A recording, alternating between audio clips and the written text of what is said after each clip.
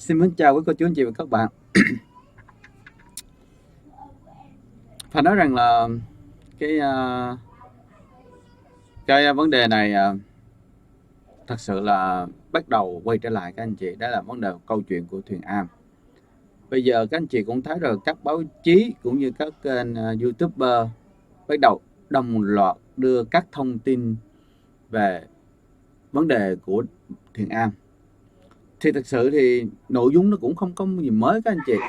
Thì cũng câu chuyện là dưới dạng là sống bằng tiền, kêu gọi bằng cái sự mà đánh vào tình thương của con người, đưa hình ảnh của cháu bé để chân dắt cái từ đó đó các anh chị.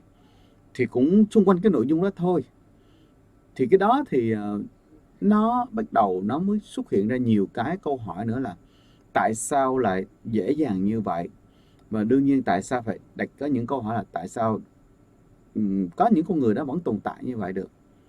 Rồi dùng hình ảnh hết câu chuyện đó rồi, sau khi cái vụ mà thách thức danh hài xong thì tại sao lại bắt đầu trực tiếp dùng những hình ảnh của tôn giáo Phật giáo để mà ra để bắt đầu là làm những cái video mà nó mang tính là thực sự là hài hước và khiêu chiến. Nó thử hài hước thì không thấy nhiều đâu, nhưng mà cái tính là giống như là một sự trêu ngươi vậy các anh chị. Đó thì câu hỏi đặt ra như vậy thì bây giờ cũng đã bắt đầu, báo chí cũng đã bắt đầu lên tiếng rồi. Nếu trong những ngày vừa qua các anh chị có thấy rồi đó, thì câu hỏi là báo chí cũng đã đưa ra là tại sao năm chú bé có phải là mồ côi hay không. Rồi báo Tuổi Trẻ và Đời Sống cũng đã nói ra cái câu chuyện là cứu lừa nội ngoại mục, những ai mà cả lòng tin. Rồi bên cạnh đó thì những cái vấn đề liên quan tới tài chính cũng đã được nhắc đến, là tại sao với những con người như vậy không có cái nghề nào là chính thống và thấy rõ ràng. Vậy tại sao họ có cái số lượng tài sản mà phải nói là có đôi lúc là họ giàu hơn những người mà gọi là gì những người mà giúp đỡ họ.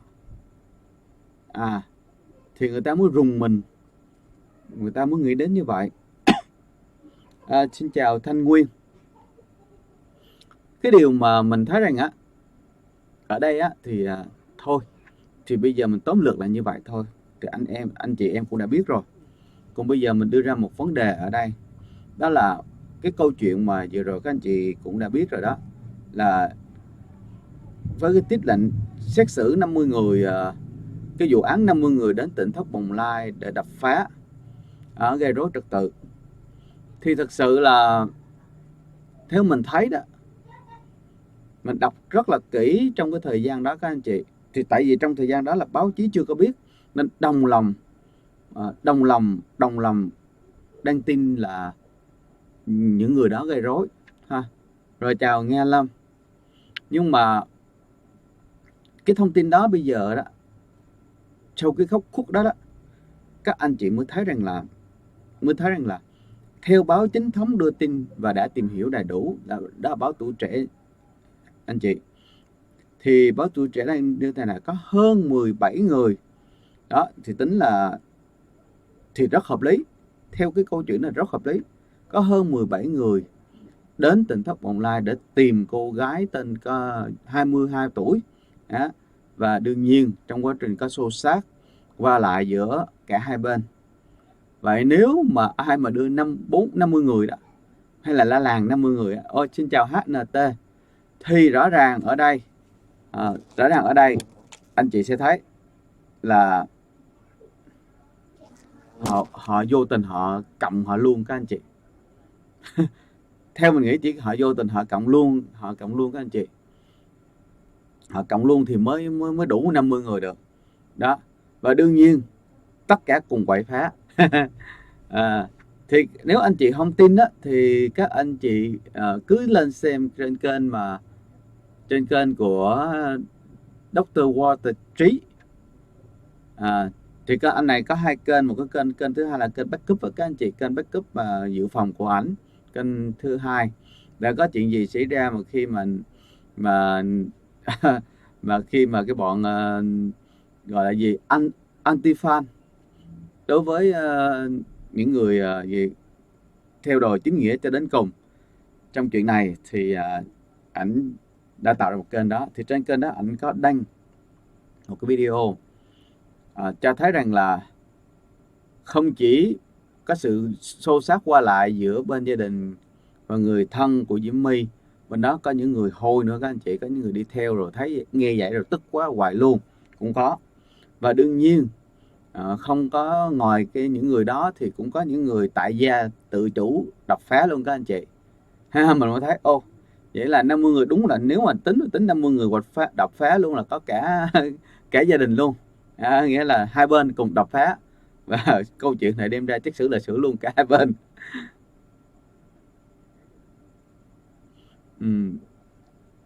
Tố người khác không đúng thì coi như lấy dây buộc mình. Đúng rồi NT. Cho nên là vô tình nhìn thấy luôn.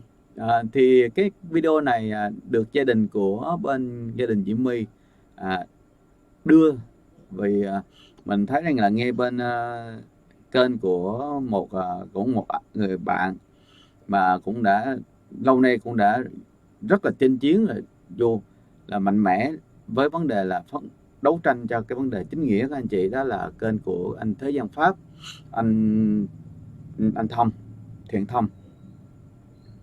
Thì rõ ràng ảnh nói rằng là có thể là gia đình của Diễm My không biết cách để đăng lên YouTube, hay là đăng chỉ dùng mạng chứ không phải là dân làm YouTube, cho nên là không biết cách đăng, nên đăng ngược đăng xuôi cũng không được.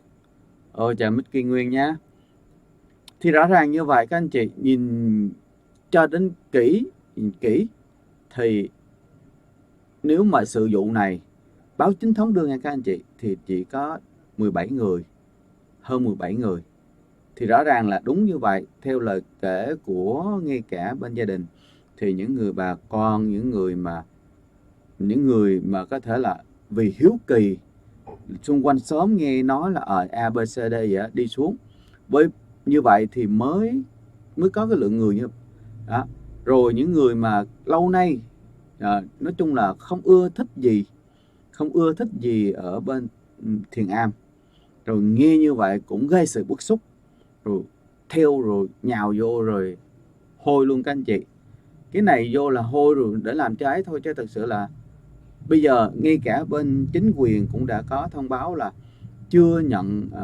chưa có đủ bằng chứng cơ sở là mất tiền bạc đó, rồi mất đá quý gì đó, là chưa có đủ bằng chứng cơ sở ha.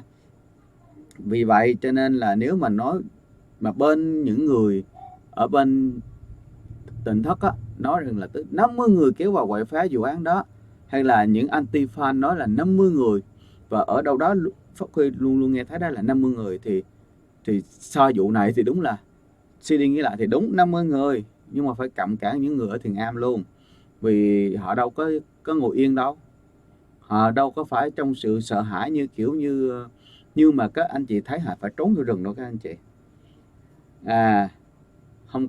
Không hề anh chị.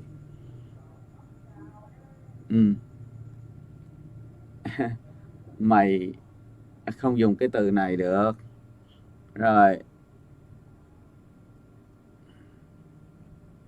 Này Mai Trần ơi, nếu mà mình là đồ ác thì sẽ có gọi móng tay dài, có quả quyết chì có móng tay nhọn, nhưng mà nếu mình ác thì có lẽ là cũng sẽ có người ác hơn, nhưng mà dùng cái từ này thì mình không welcome Mai Trần được xin lỗi nha. Rồi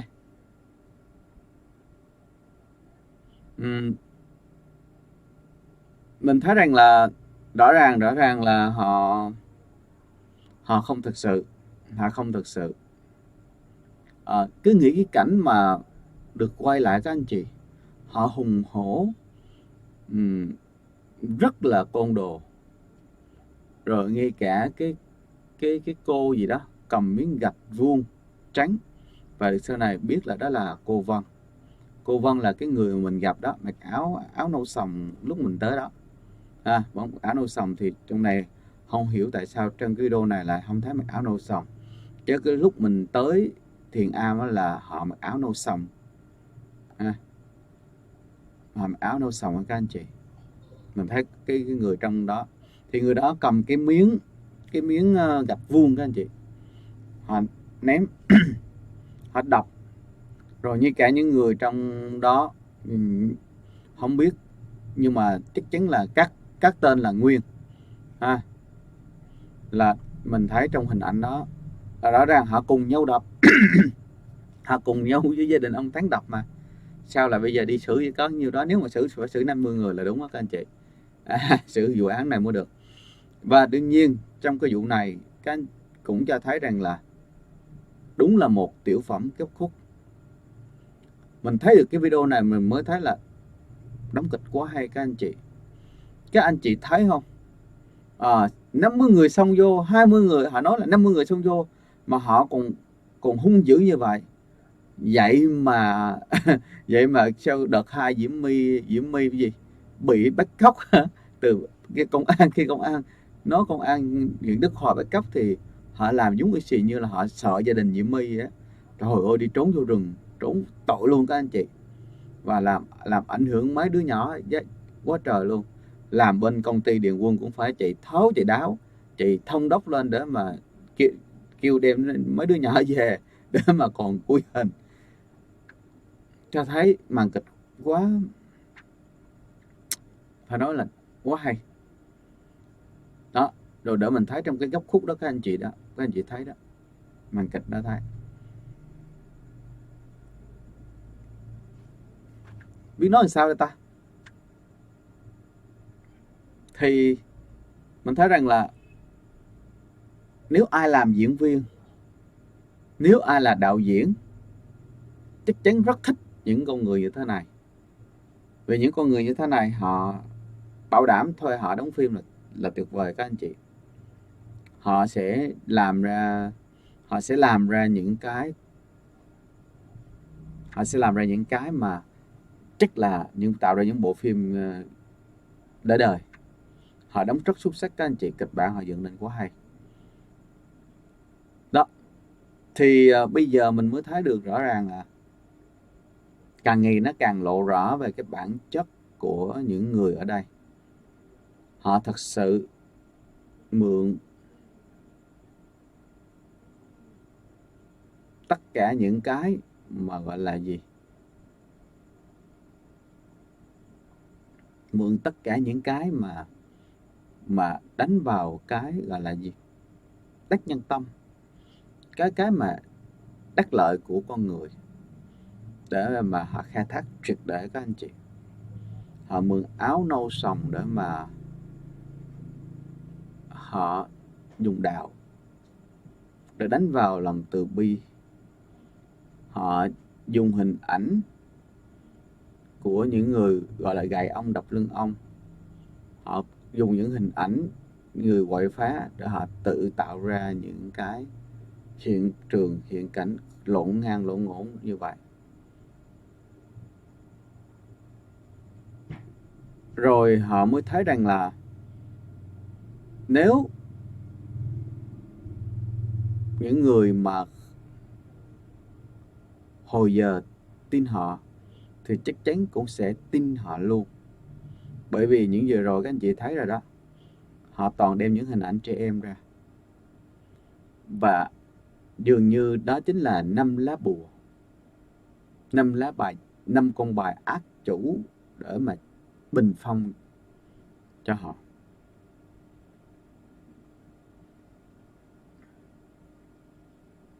Không thể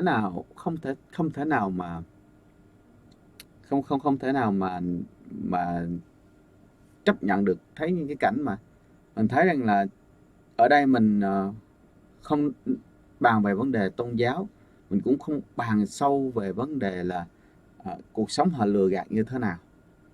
Nhưng mà cái mình thấy rằng là họ đã sử dụng trẻ em, không biết người thân hay là không thân, nhưng ở đây là họ vượt qua khỏi cái nhân tính của con người. Họ dùng hình ảnh trẻ em để mà trục lợi, thu hút Bây giờ thật sự nếu mà tính đi tính lại thì số lượng trẻ em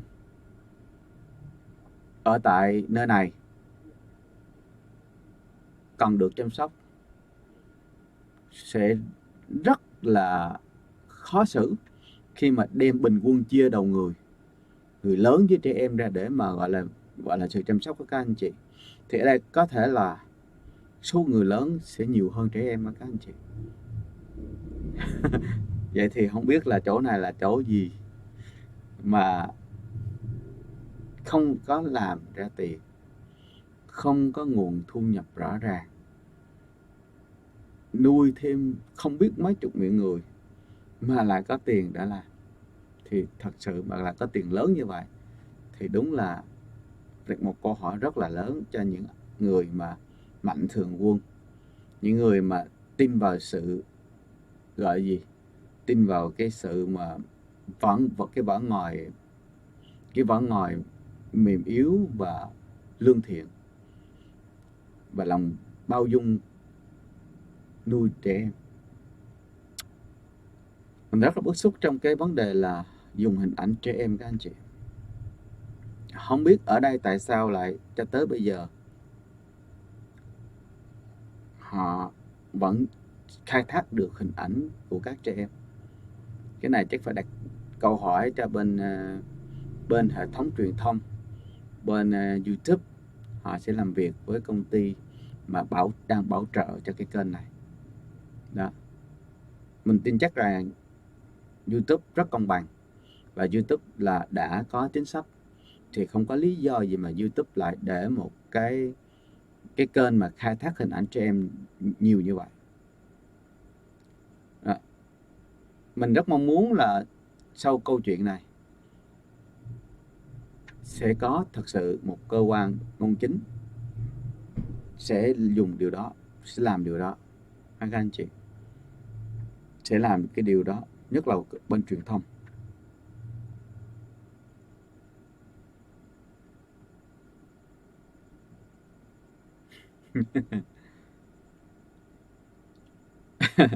Rồi mình coi thử các anh chị ở đây có cái thông tin gì thì mình sẽ đọc và chia sẻ nha. Anh xem clip đó mới thấy là Thu Vân Mộc Nành ghê thật. Dạ đúng rồi, anh HNT Đức Phật mà đem ra làm clip hài nhố nhân thì không được, chắc chắn là như vậy, cái đó là sự sỉ nhục.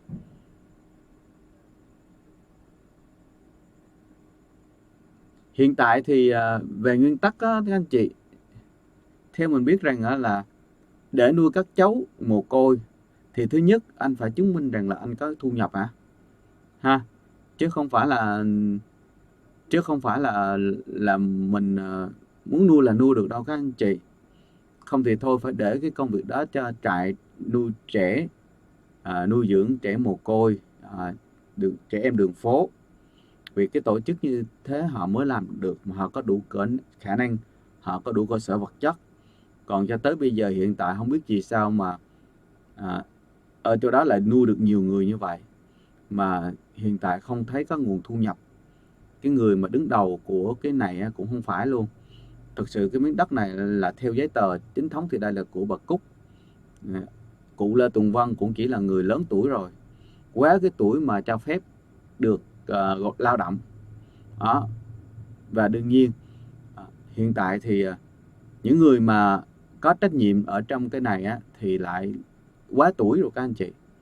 Còn những người mà còn có đủ tuổi sức khỏe thì còn quá trẻ, và đương nhiên cũng không thấy có cái nguồn thu nhập nào hết. Nhưng mà không biết lý do vì sao họ có thể nhận được con nuôi hay thiệt. Rồi theo mình biết thì cũng có vài người muốn xin đó, nhưng mà sao không thấy, không biết lý do vì sao mà mà không có cho ta. Chứ theo mình biết là sau cái vấn đề là 5 đứa trẻ thi thách thức danh hài đợt 1 thôi các anh chị, lần 1 đã có rất nhiều nhà mạnh thường quân xuống giúp đỡ, và có người ý là đã xin nuôi các anh chị mà không được rồi các anh chị. có những câu hỏi đặt ra rất lạ, không biết tại sao.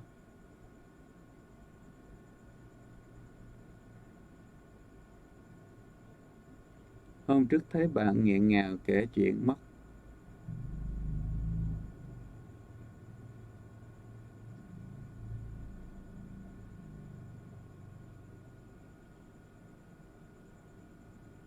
Hôm mất 0,5 tỷ kiện Điền Quân.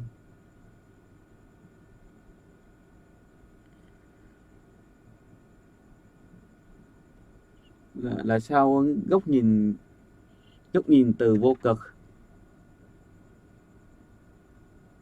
Mình không hiểu cái này nè, không biết chuyện gì. Rồi, không thấy có câu chuyện nào khác. Cũng các anh chị cũng không có những cái câu hỏi đặt ra như thế nào. Thì thôi Phát Huy xin dừng cái buổi livestream. Xin mượn cái buổi livestream hôm nay. Cảm ơn các anh chị đã chia sẻ cùng Phát Huy trong thời gian vừa rồi. Cũng 20 mấy phút. Chúng ta cùng nhìn lại cái câu chuyện, những cái ẩn khúc đằng sau cái câu chuyện mà 50 người đến quậy phá Thiền Am.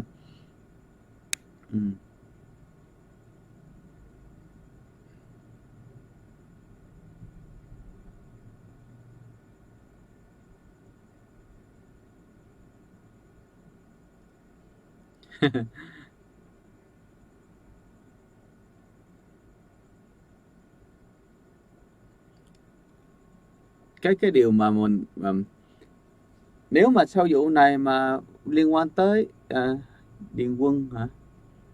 Nếu Điền Quân là người bảo trợ cho kênh này mà YouTube phát hiện thì đương nhiên Điền Quân phải có một giải trình hợp lý. Còn nếu mà họ nói họ không biết là không biết luật là không đúng nha các anh chị, không đúng nha các anh chị. Bác Huy tin rằng là YouTube sẽ, nếu mà YouTube biết được và đương viên Điền Quân mà là Điền Quân đứng sau cái kênh này, gọi là vô mặn á, các anh vô gọi là net, thì đương nhiên Điền Quân sẽ là tổ công ty phải giải trình cái vấn đề này các anh chị ha.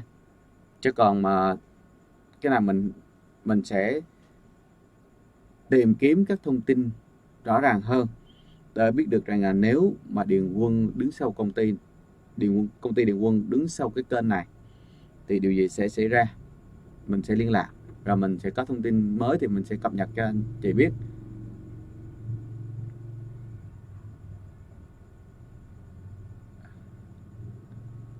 Không được các anh chị, bởi vì về nguyên tắc á, lấy lại tiền cho các mạnh thường quân, tại các mạnh thường quân cho mà đâu có đòi đâu các anh chị. Chừng nào ai đứng ra đòi á, thì lúc đó mới mà cũng không được, tại vì họ cho họ đâu có bằng chứng đâu đó. Mình cho nè mình cho mình phải có quay lại bằng chứng thì lúc đó mới ấy được, chứ còn mà bây giờ mà với lại của cho mà ha, của cho thì thôi chịu. Tại lỡ dài biết sao giờ, trừ trường hợp là khi họ cho họ không có thông tin đó, xong rồi khi mà phát hiện ra là những gì mà họ tin tưởng là do bị che giấu, thì lúc đó họ mới có quyền viết đơn gọi là gì, tố cáo các anh chị, tố cáo. Và những người đó là những người gọi là những người bị hại, thì lúc đó mới bắt đầu những có câu chuyện. Còn bây giờ mà mình nói cũng không được, mình chỉ nêu ra những cái thông tin thôi, là phải có đơn tố cáo nữa thì tòa án mới thụ lý chứ. Còn không có đơn tố cáo làm sao mà tòa án thụ lý được góc nhìn từ vô cực. Không có phải có đơn tố cáo thì mới có phiên tòa lý giải, phiên tòa giải quyết các anh chị. Vấn đề là vấn đề dân sự. Còn nếu mà liên quan tới vấn đề là lừa gạt gì đó, mang dấu hiệu gì đó, thì lúc đó mới tòa sẽ giải quyết các cái vụ đó liên quan tới vấn đề nào đó thì mình không biết ha.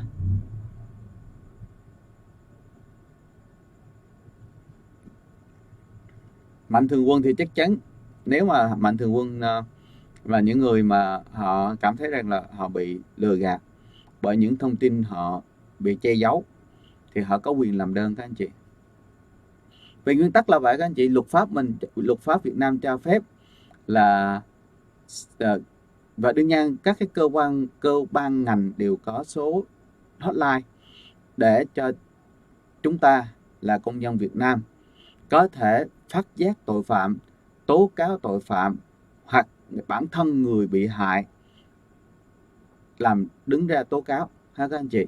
Thì cái đó mỗi người phải không phải là đơn thuần đâu, là phải có trách nhiệm với vấn đề đó ha. Và đương nhiên luật pháp Việt Nam đã có quy định về vấn đề này. Vấn đề quy định về tố cáo có hết đủ các anh chị. Vấn đề là những người bị hại có chấp nhận và họ có cho là họ bị hại hay không, hay là họ vẫn cố tình là tôi đi làm từ thiện mà, tôi bất chấp, tôi không có gì hết, tôi làm sao làm đó, tôi cứ cho ai hưởng thì hưởng, ai có lợi ích thì cứ có lợi, còn cái tiền tôi bỏ ra là cái tiền tôi từ thiện. Thì họ cho như vậy thì mình không có quyền gì hết để mà nói được. Còn những người nào cảm thấy mình bị lừa dối, họ cho nhưng bởi vì họ nghĩ rằng cái tình thương họ bị đánh động bởi cái yếu tố mà họ thấy được. Còn bây giờ đằng sau cái bức màn đó là yếu tố đó khiến họ động lòng trắc ẩn. Nhưng mà bây giờ sự thật là chẳng hạn những yếu tố đó không phải là có thật, thì họ có thể khởi kiện các anh chị ha, có thể quyền tố cáo.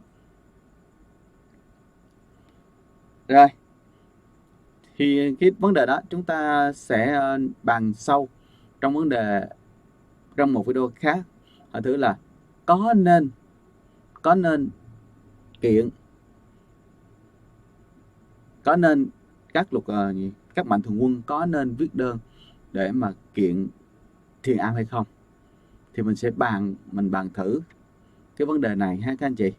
Xin phát huy rất là mong các anh chị trong video tiếp theo mình sẽ bàn vấn đề này thử là mạnh thường quân có nên làm điều đó hay không, họ không nên hay là nên, nếu nên thì vì lý do gì, không nên thì vì lý do gì. Vậy thì mình gặp lại sau các anh chị. Rồi gặp lại sau các anh chị. Cảm ơn các anh chị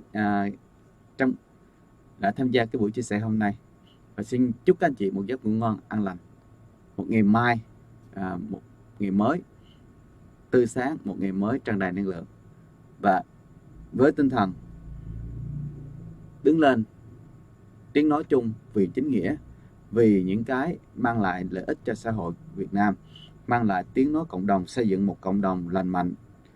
Con người phải được đặt lên trước, pháp luật phải là pháp luật tối thượng, không thể để có những người lợi dụng những khe hở, những yếu tố mang tính trục lợi về cá nhân mà bất chấp các vấn đề khác, bất chấp các vấn đề về văn hóa, tôn giáo, tín ngưỡng, cũng như bất chấp về các vấn đề liên quan tới trẻ em.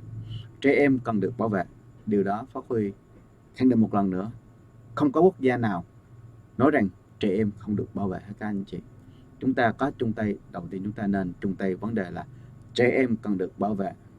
Nếu người thân nó, cha mẹ nó làm không đúng thì nó sẽ được tách ra khỏi những con người đó để nó có một môi trường phát triển tốt.